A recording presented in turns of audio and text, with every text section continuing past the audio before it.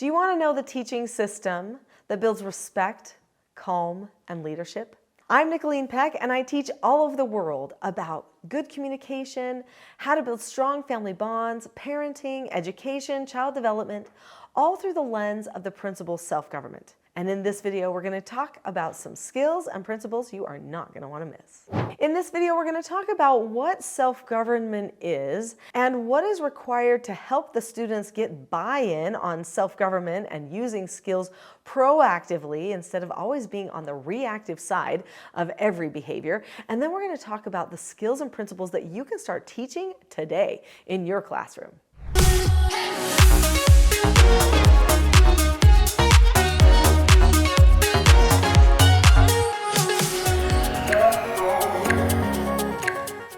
So what is self-government? In this book here, Parenting a House United, the definition of self-government that's at the beginning of the book is this: being able to determine the cause and effect of any given situation and possessing a knowledge of your own behaviors so that you can control them. So what that means is that you understand cause and effect as it relates to your own behaviors and your own choices, and you take time to evaluate your choices and you choose what you might do better next time to get better results for yourself. This is a very mature skill. But guess what? Even little toddlers can learn it. That's right, I teach the skills and principles of self-government that are in this book, my book, Parenting a House United, all over the world, and people use them in every setting. Of course, especially at homes, in relationships, in their family dynamic, but also in businesses, in schools, in clubs, programs, anywhere where people need to be effective. In fact, people even use these skills in the hall of government when they are debating some of the most hotly contested topics. When a person is self-governing, that means that they are taking responsibility for themselves, for their own behaviors. This means that a teacher or a parent doesn't blame the young people for their behavior.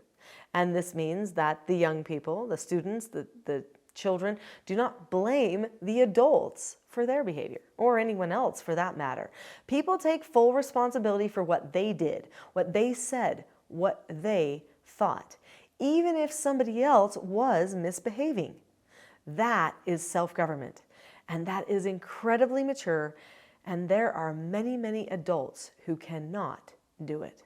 It's just too easy to blame somebody else. So how do we help the young people, the students, and our children get buy-in on this self-government approach to learning and problem solving? Any behavior plan that you make, whether it's in a classroom or in your home, is going to fail if the person does not have internal buy-in. They have to have a reason why they are going to care about changing their behavior, or it will not change, at least not for the long term. When I talk to people about self-government, I usually mention that when you truly have self-government, you have a change of heart. You desire to be a better version of yourself. You don't make excuses for the other version of yourself any longer, even if those excuses to the whole world seem legitimate, reasonable. Instead, you say, yeah, but that might be my backstory. I may have had to endure that, but is that going to be my story forever? Or can I do something about my circumstance? A self-governed person is empowered, and they know what steps to take moving forward. And that's the big difference, is they actually can see where they're headed. Where people who are stuck in excuses feel trapped. That's why the only thing they've got are the excuses. They don't know how to change themselves and to change their minds and to change their hearts to make a difference. So let's talk about what you do with that. In this book that I mentioned before, Parenting a House United, I talk about principles and skills of self-government. But I also have courses that go into even more detail about those skills and principles of self-government and how you can use them in different environments. For instance, if you're a teacher, I have a whole program called Teaching Self-Government Skills for Success, Classroom Behavior and Discipline Framework on my website, teachingselfgovernment.com. And when you learn the skills and principles from the teaching perspective, it helps you to lay out a framework for your classroom where everyone takes ownership. So one of the first things that I teach in the Skills for Success framework course is that students need to have buy-in, and teachers can provide that by helping the students create a classroom vision and a mission statement for the classroom. But what is a class vision? This class vision focuses on a time in the future where the class wants to have developed certain type of relationships, and then the class deliberately works toward it. This class vision gives the whole class a reason why they would care about changing their interactions. They have a goal, a unified goal, something that they are all working on together. Now, sure, you might have a student or two who may act like they don't care about this vision. But when the class talks about it enough, when they're motivated, everyone ends up just going in that direction, even if they're the more oppositional, defiant, rebellious type student. So don't worry if it looks like one or two of them don't have buy-in. When the whole group goes in that direction, there's just not a whole lot that the oppositional student can do about it. They just kind of have to follow suit. I've spent many years working with oppositional, defiant children because I did therapeutic treatment care for troubled teens. Most of them, in fact, almost all of them, were neurodiverse in one way or another, oftentimes in multiple different ways, and had trauma. And all of the skills that I'm going to teach you now work for them, which means they'll work for anyone. That's the beautiful thing about the Teaching Self-Government Skills for Success. Now, if you have young students that you're teaching, these 4 books are going to be very helpful. These 4 children's books each teach one of the 4 basic skills of self-government. And these 4 skills take care of 99% of behavioral problems. But what if your students are older? What if they're teens? Well, you still are going to teach the same skills, you just may not use the books, which make it really fun to teach the students with. So this first book, London the Race Says Okay, teaches the skill following instructions. If a student will not follow instructions, you cannot actually teach them self-government. You actually can't teach them anything because you have dysfunction in your role and in your relationship. So there are 5 steps to following an instruction. You look at the person or the situation, you keep a calm face, voice, and body, you say okay or you ask to disagree appropriately, you do the task immediately, and then you check back. And when the person does that, you give them positive feedback through praise. There's a 3-step process for a really effective praise that doesn't just puff a person up and really give them information that's not useful, but helps them take ownership and want to repeat that positive behavior. And I teach that 3-step process.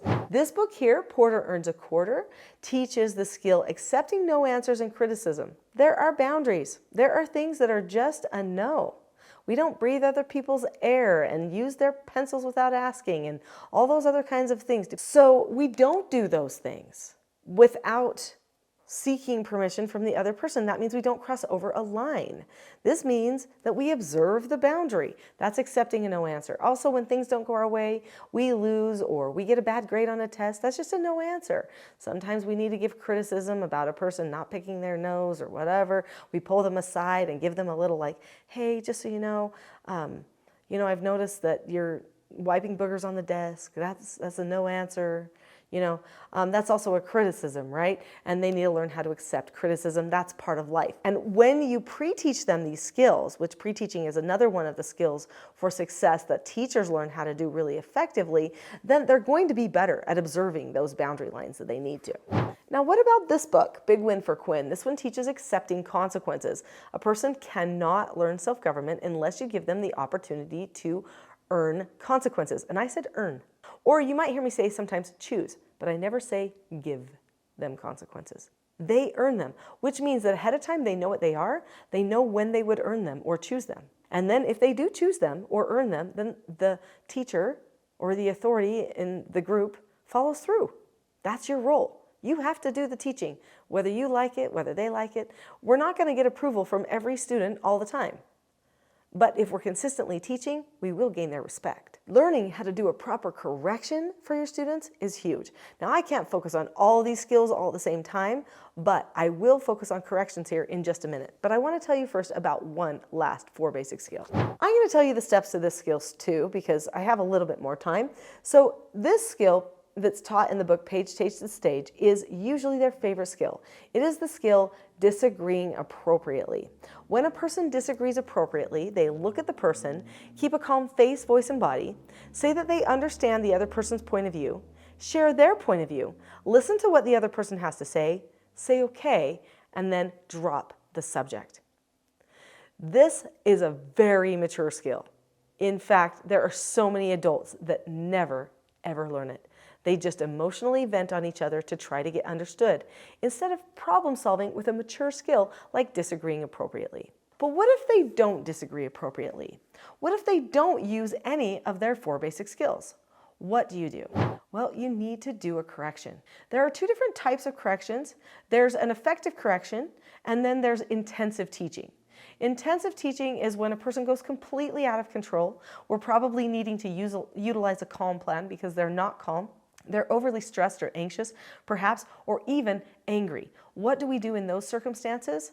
The Teaching Self-Government Skills for Success Classroom Discipline and Behavior Framework actually goes into those steps for you, for what to do in intensive teaching moments. In fact, it goes into more detail on all of this. But let's talk quickly about the steps for a correction. When a person corrects a negative behavior, first, they check themselves and say, am I calm? And they go through their own calm plan to make sure that they're ready to handle the situation. If you're not calm, do not engage in the situation unless you need to keep somebody safe in some way, and I'm talking physically safe, okay? You describe what's going on, and you don't do it in a way that's condescending, mean, or causing shame in any way. Instead, you just describe the steps to a skill that they're not doing. So let's say they are attention seeking. They're being silly or noisy, disruptive in the classroom. Then you would look at them and you would say their name. You would say, Jacob, right now you are attention seeking. And remember, that's a no answer. So because you're attention seeking still, that means you're forgetting the last step of accepting no answers, which is to drop the subject. So there are 4 steps to accepting a no answer. And the last step is to drop the subject. So that's what I'm going to remind Jacob of. And then I'm going to say, when you choose not to drop the subject and you disrupt the classroom with negative attention seeking, then we're actually not going to have time to do our fun activity that comes later in the day because we're spending extra time to work on this lesson right now because we have to take the time to do these corrections. What you should do is just drop the subject, tell yourself it's a no answer, to be silly right now and to be disruptive. No answer, no answer. I can do it later because my teacher says there's a time and a place for everything. And so when is the time and a place for my sillies? It's probably outside on the playground or in the halls with my friends or at some other time, but not right now. So I would tell the student, this is what you did, this is why it wasn't good, this is what you should have done. And then I would say, since you chose not to accept a no answer and drop the subject, then you have earned to do a classroom chore. So at that point, I might pull out my classroom job jar and get them to pull out one of my classroom chores that they get to do at maybe recess time or some other time when it's appropriate for them to do that classroom chore. Or maybe you have some other consequence system in your classroom. That's okay. You would just tell them what they earned at that point and then give them the opportunity to accept it. Then comes one of the most important things, and that is practicing something the right way. So you might not want to take full class time to do that, but you might say to Jacob, hey Jacob, we're going to do some practice. We're going to practice accepting some no answers. So in a few minutes when everybody breaks for class, I'm going to take just a moment and do a practice with you about accepting no answers to make sure you fully understand. Now you can do this correction privately with Jacob, or you could do the correction publicly in front of the class because you're going to do it in front of anyone. If anybody doesn't accept a no answer or doesn't disagree appropriately, they don't follow instructions, they don't accept a consequence, you are going to correct them in front of the class. You don't need to take the time to pull everybody aside all the time and leave your other students without a teacher helping them know what to do next. Instead, in the meantime, you just quickly handle it and then move on. When you have a plan ahead of time, the impact is everybody feels more free. Everybody feels more connected and more productive because we can cut right to the skill we need to talk about, address it, fix it, practice it the right way, move on. Learning self-government in the classroom is life-changing for your classroom. You'll be able to accomplish so much more if your students know how to follow instructions, accept no answers and criticism, accept consequences, and disagree appropriately. I would love to teach you more about that.